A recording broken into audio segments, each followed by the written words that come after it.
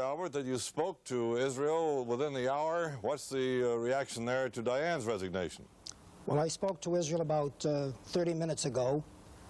The resignation didn't come as a shock to anyone in Israel. It had been expected for many months. Dyan left in good relations with Begin. The statement he issued only within the past hour, as they read it to me over the telephone, said that he was grateful to Prime Minister Begin for having been as patient and tolerant with him as he had been, because he, Dyan, perhaps had not always acted the way a good minister should.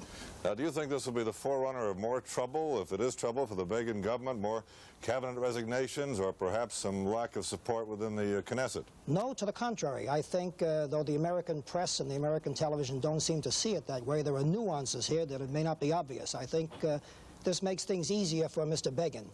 He's had difficulties in his cabinet. He's trying to keep a balance between 6 or 7 different groups which form his coalition. There's unhappiness among them, and he's long wanted to reshuffle his cabinet, but he never had enough chairs to go around.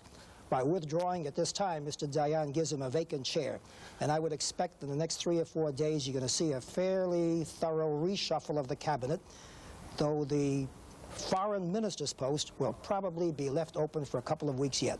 One final point on that Supreme Court decision against taking Arab land in the occupied territories. Do you think that's a slap in the face to Begin, who advocated doing this? Well, Begin isn't happy about it, but of course we're a country of law, and my communicant on the phone just an hour ago got word from the Knesset, the parliament, that the Knesset, the parliament, does not plan to introduce new legislation to circumvent the ruling of the Supreme Court. They accept it. Thank you very much, Carl Alpert.